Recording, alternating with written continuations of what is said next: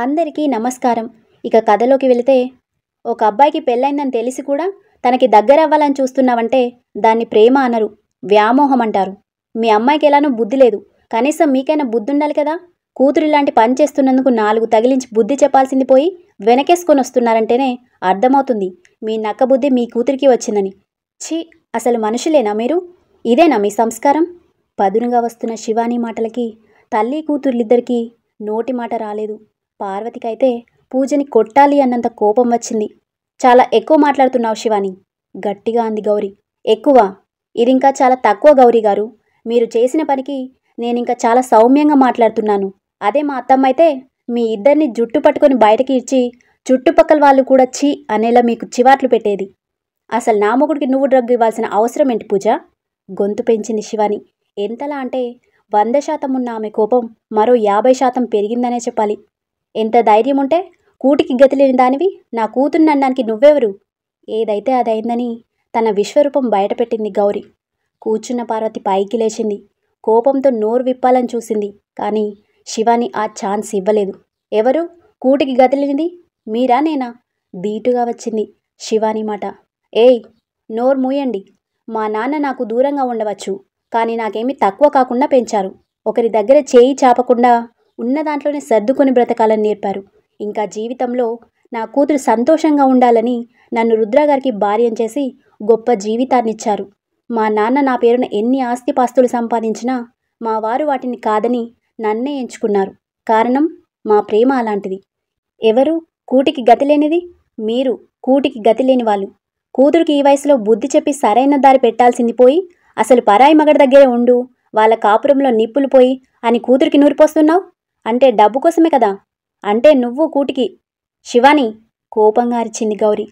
నా కోడల మీద నోరెత్తావంటే మర్యాదగా ఉండదు గౌరీ. పదునుగా వచ్చింది పార్వతి మాట. ఏంటి, అత్తా కోడలు ఇద్దరు పొద్దున్నే వచ్చి మా కుంభం మీద పడ్డారు? పోలీసులకి ఫోన్ చేయనా?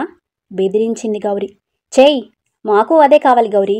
నీ కూతురు నా కోడలికి ఫోన్ చేయడం, నా కొడుక్కి ఫోన్ చేసి నన్ను ఉంచుకో బావా అని మాట్లాడడం, అన్ని ప్రూఫ్స్ నా దగ్గర ఉన్నాయి. కేసు పెట్టానంటే తల్లి కూతుర్లిద్దరూ జీవితాంతం జైల్లో చిప్పకూడు తినేలా చేస్తాను. ఏంటి డ్రామాలు ఆడుతున్నారా? పూజ కోపంగా చూసింది శివాని వైపు. డ్రామాలు ఆడుతుంది మేం కాదత్తా, మీరు. ఛీ, నీతో మాట్లాడాలంటే అసహ్యంగా ఉంది. నువ్వు నా ముందు నోరెత్తకు పూజ. నా కూతురు ఏం చేసిందని పార్వతి నువ్వు నా ఇంటికి గొడవకి వచ్చావు? ఏం చేసిందో ఏంటో నీకంతా తెలుసు.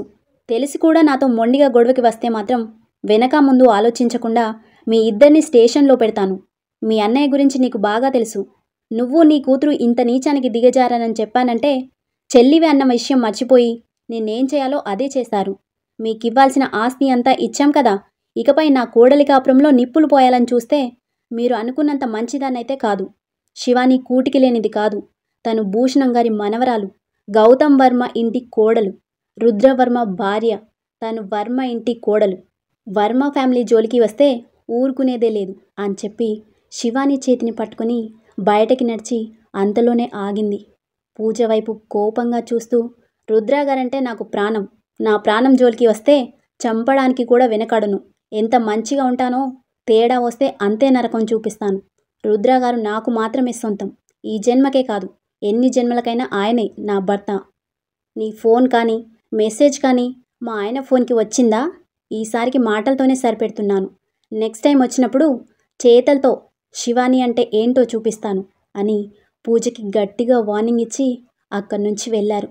వాళ్ళు వెళ్ళగానే పూజ ఎంత కోపంతో రగిలిపోయిందంటే చేతికి అందిన వస్తువులన్నీ పగలగొట్టి గట్టిగా అరిచింది.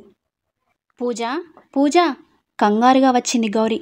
అమ్మా, నేను బానే ఉన్నాను. ఇన్ని రోజులు గతిలేనిది కదా, దాన్నెందుకు చంపడమని ఆలోచించి తప్పు చేశాను. చూస్తుంటే ఇది బావని నాకు దక్కనివ్వదు. అందుకే శివానిని చంపైనా సరే బావని నా సొంతం చేసుకుంటాను, కోపంగా అంది. చంపేయ్, ఆ శివాని చస్తేనే కానీ ఆ పార్వతీ పొగరు తగ్గదు. కూటికి గతిలేని వాళ్ళమని కోడలు నోటికొచ్చింది సమాధానం చెప్తుంటే దానికి వంతు పాడింది. లేదు పూజ, మనం చాలా తక్కువ అంచనా వేస్తున్నాం శివానిని. తను చాలా మేధావి. చూస్తుంటే ఇద్దరికి నరకం చూపించినా చూపిస్తుంది. అది మనకి చూపించేదేంటమ్మా? మొగుడు పిల్లలు లేకుండా ఒంటరి బ్రతుకు బ్రతికేలా చేయకపోతే నా పేరు పూజనే కాదు అని రగిలిపోయింది. ఇంత జరుగుతున్నా నువ్వు కానీ వాడు కానీ నాకు ఒక మాట ఎందుకు చెప్పలేదు శివాని? కార్ డ్రైవ్ చేస్తూనే అడిగింది పార్వతి. ఏమని చెప్పాలత్తమ్మా? నైట్ ఆయన పరిస్థితి చూసి నాకు కాళ్ళు చేతులు ఆడలేదు. చాలా వామిటింగ్స్. ఎంతలా అంటే వామిటింగ్ చేసుకోవటానికి కూడా ఆయన ఉక్కిరి బిక్కిరి అయ్యారు. నిన్న నైట్ ఆయన పార్టీలో జ్యూస్లో డ్రగ్ కలిపి ఇచ్చింది అత్తమ్మా. ఆ ఎఫెక్ట్ ఆయనకి చాలా చూపించింది. ఆ టైంలో మిమ్మల్ని నిద్ర లేపాలని అనుకున్నాను, కానీ అందరూ కంగారు పడతారని చెప్పలేదు అంది శివాని. చూడు శివాని, ఏ చిన్న విషయమైనా సరే మేం కంగారు పడతామని చెప్పటం మానేకు. ఎందుకంటే పూజను చూసావు కదా, ఎంత క్రూరంగా ఉందో. నిన్ను రుద్రని ఏదైనా చేసే ప్రయత్నంలో ఉంది. ఈ టైంలో ఏం జరిగినా సరే నువ్వే విషయం చెప్పటం మానేకు శివాని. సరే అత్తమ్మా అంది నవ్వుతూ. ఆ పూజ గౌరీ మాటలు అస్సలు పట్టించుకోకు. వాళ్ళ బుద్ధంతే. అనవసరంగా నేనే ఇంటికి పిలిచి తప్పు చేశాను అంది పార్వతి. లేదత్తమ్మా, పిలిచి మంచి పనే చేశారు. లేదంటే ఈ పూజ గౌరీ ఇద్దరూ మారారు అనుకుని అందరూ భ్రమలో ఉండేవాళ్ళం. కోడలి మాటలకి నవ్వుకుని, వాళ్ళు మారరు అని నువ్వెప్పుడు కనిపెట్టావు శివాని? కార్ స్టీరింగ్ తిప్పుతూ అడిగింది. రుద్ర సార్ పుట్టినరోజునత్తమ్మా. ఏంటి? అవునత్తమ్మా. ఆ రోజు పూజ నేను ఆయన బయటికి వెళ్తే ఫాలో అయింది. పిల్లల చేత కేక్ కట్ చేయించాను అని ఇంట్లో అందరి చేత నన్ను తిట్టించాలని ఫోన్ చేసి మేం బయటకు వెళ్ళిన విషయం చెప్పింది. నేను రుద్రగారు రూమ్లో ఉన్న డోర్ చాటున మేమేం చేస్తున్నామా అని చూసేది. అప్పుడే అర్థమైందత్తమ్మా ఆ పూజ ఎంతకైనా తెగిస్తుందని. కానీ నైట్ ఆయన హెల్త్ విషయంలో భయం వేసే ఈరోజు ముఖం మీదే అడగడానికి వెళ్ళాను. లేదంటే నేనెందుకు వాళ్ళ ఇంటికి వెళ్తాను? ఆ పూజ నాకు సార్కి మధ్యన ఎన్ని గొడవలు పెట్టినా మేము విడిపోమత్తమ్మా. ఎందుకంటే సార్ మీద నాకు నమ్మకం ఉంది అని శివాని అనగానే పార్వతి ఏమీ మాట్లాడలేదు. శివాని అందరితో కలిసి ఉన్నా, ఏమీ తెలియనట్టు ఉన్నా అన్నీ గమనిస్తూ తెలివిగా ఆలోచిస్తుందని అర్థమైంది. కార్ నేరుగా ఇంటికి పోనిచ్చింది పార్వతి. కార్ పార్క్ చేసి ఇద్దరూ లోపలికి వచ్చారు. ఏంటి, ఇద్దరు ఎక్కడికి వెళ్ళారు? నవ్వుతూ అడిగారు గౌతమ్ గారు. గుడికి వెళ్ళామండి. శివాని గుడికి తీసుకుని వెళ్ళమంది, అందుకే తీసుకుని వెళ్ళాను. పొద్దున్నే కదా అమ్మా ఇంట్లో పూజ చేశావు? మీ అత్తగారే అనుకున్నాను. నువ్వు కూడా భక్తికి ఎక్కువైపోయావు. మరేమనుకున్నారు నా కోడలంటే? శివాని, నువ్వు భోజనం చేసి రెస్ట్ తీసుకో. సరే అత్తమ్మా అని తన రూమ్కి వచ్చి ఛార్జింగ్ పెట్టిన ఫోన్ తీసి రుద్ర మిస్డ్ కాల్స్ ఉండటం చూసి రుద్రకి కాల్ చేసింది.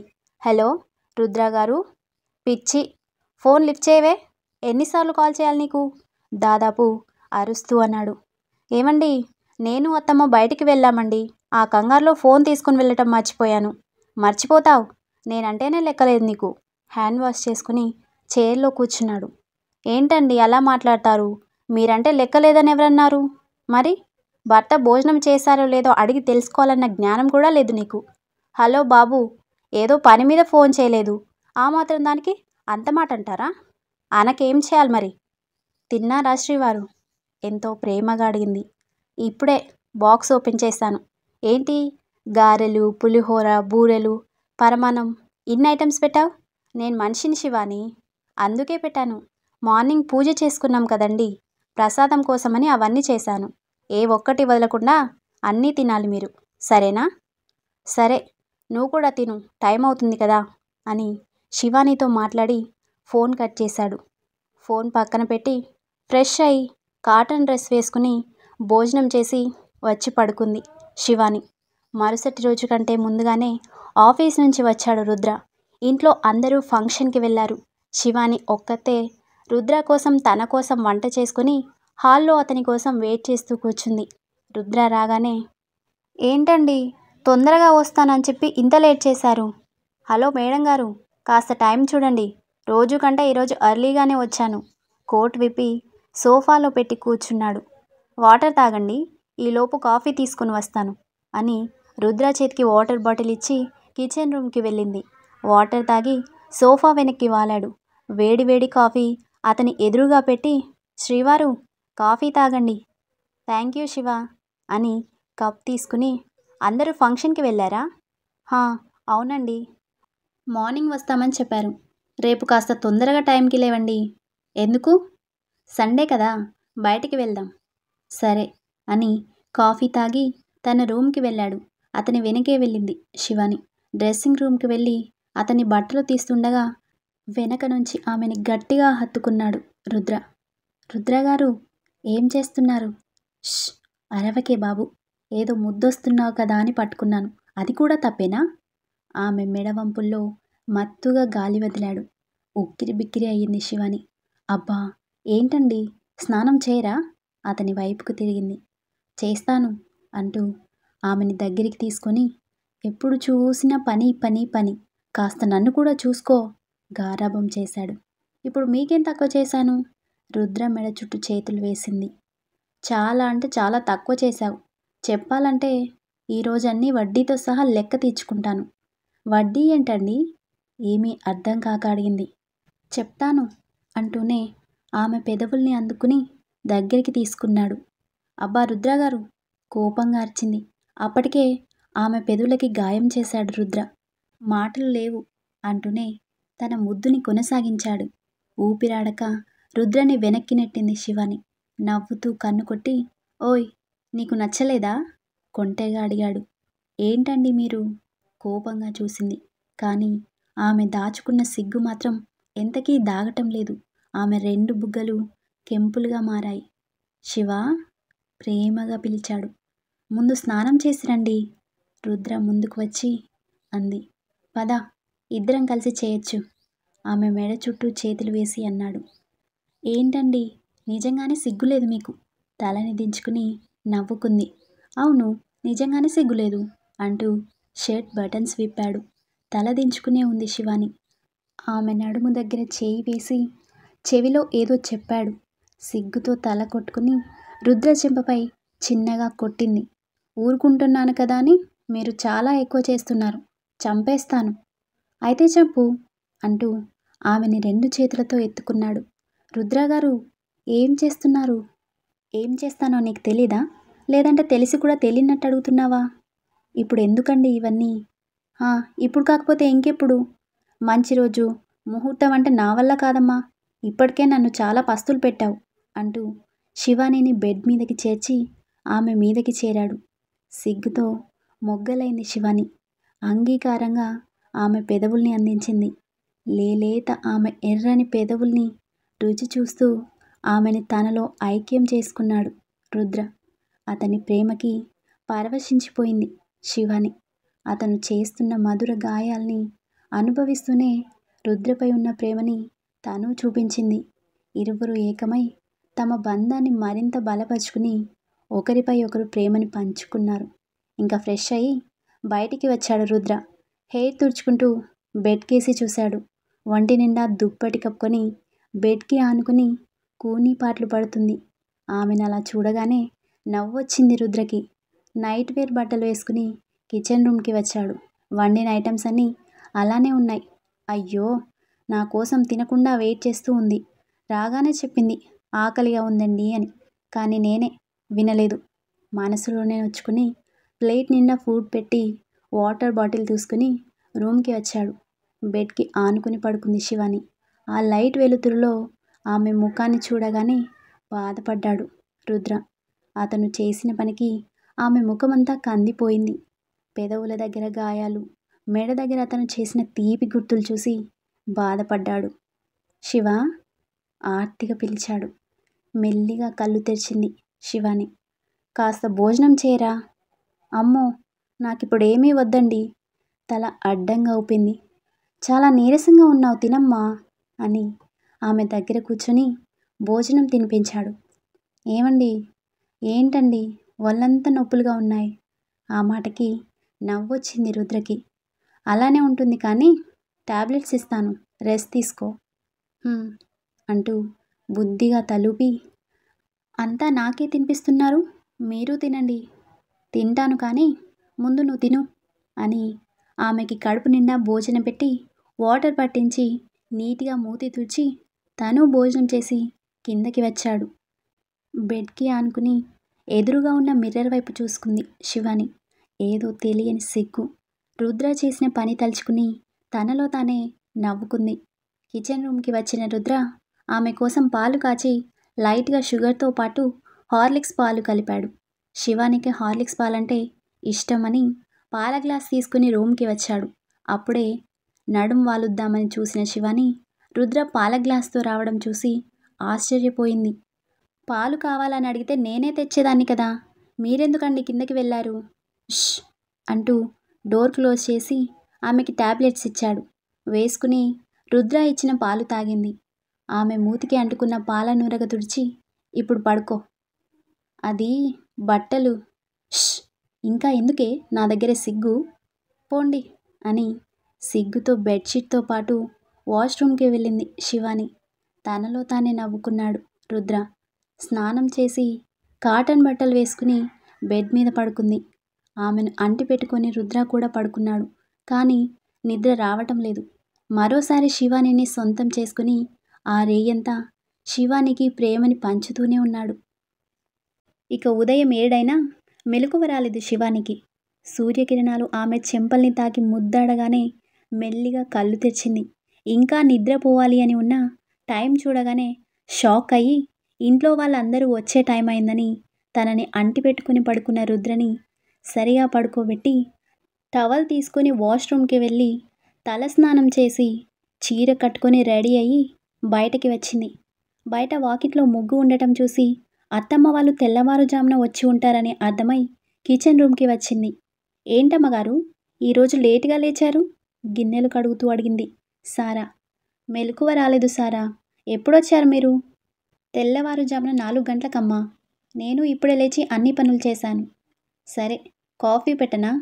ఇవ్వండమ్మా, తలనొప్పి మామూలుగా లేదు అని సారా అనగానే శివాని అందరి కోసం కాఫీ పెట్టి మరో స్టవ్పై ఇడ్లీ పెట్టింది. శివాని గారు. ఏంటి సారా? మీ మెడ దగ్గరేంటమ్మా ఎర్రగా కందిపోయింది? ఏమైంది? పడిపోయారా అని అడిగింది సారా.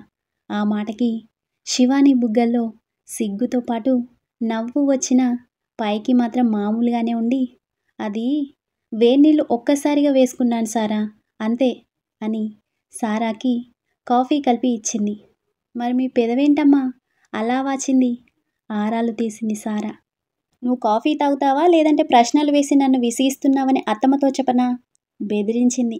వద్దులే అమ్మా, అయినా అడగడం కూడా తప్పేనా అని సారా అనగానే శివాని మాట్లాడేలోపే పార్వతీ గారు కిచెన్ రూమ్కి వచ్చారు. కోడలి ముఖంలో సిగ్గు బిడియం చూసి మనసులోనే నవ్వుకుని, శివాని అందరికీ నేను కాఫీ ఇస్తాను కానీ నువ్వు వాడు కాఫీ ఇచ్చిరా.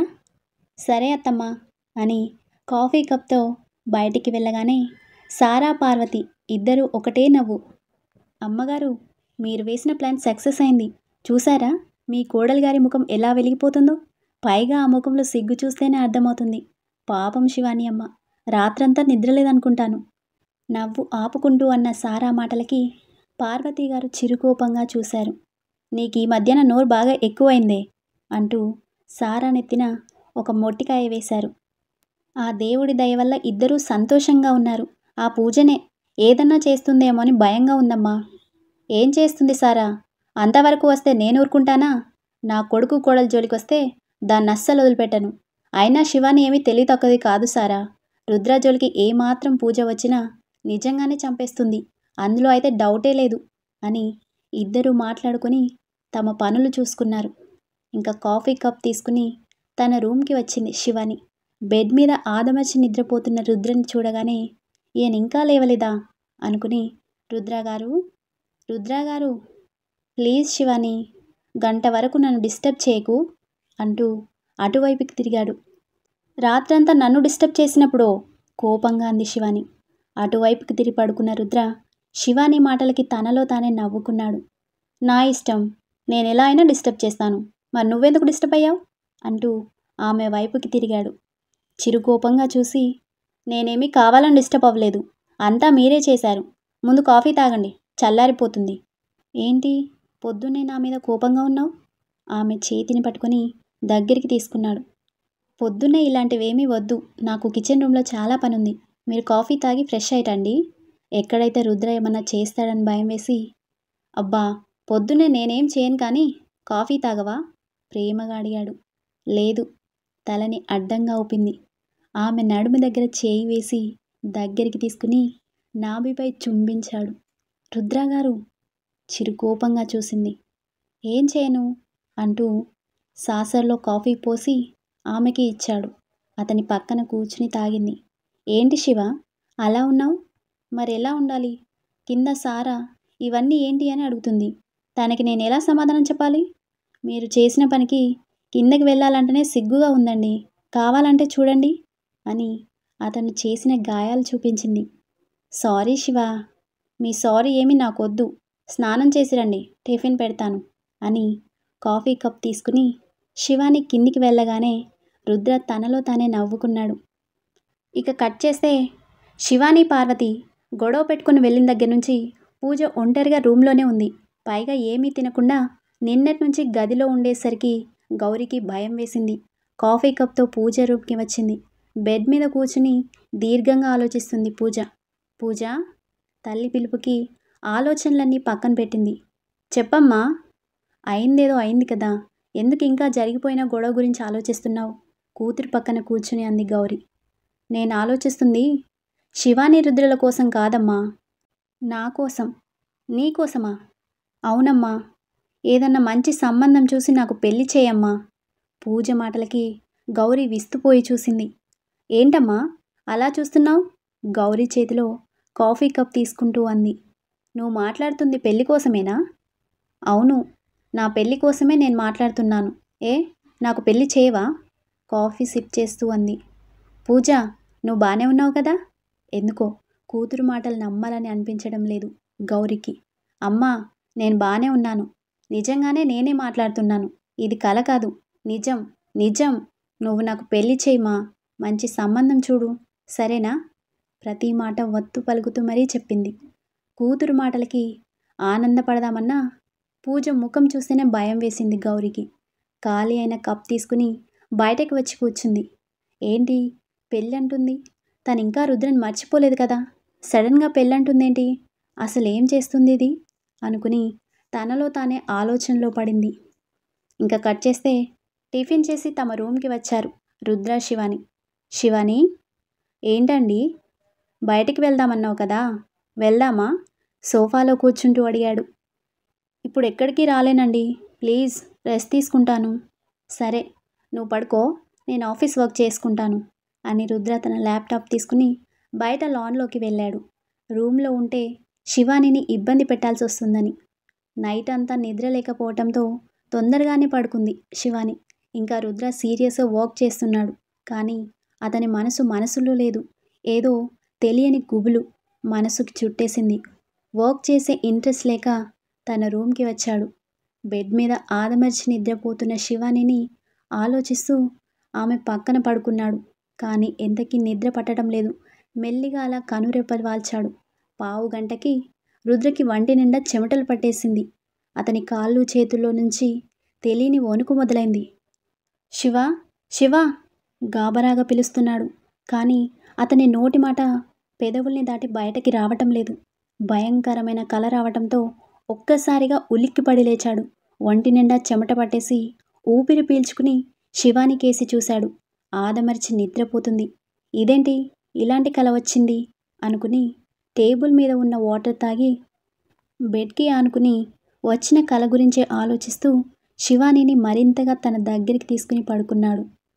స్టోరీ నచ్చితే లైక్ చేయండి, షేర్ చేయండి, ఇంకా సబ్స్క్రైబ్ చేసుకోండి. మళ్ళీ కలుద్దాం.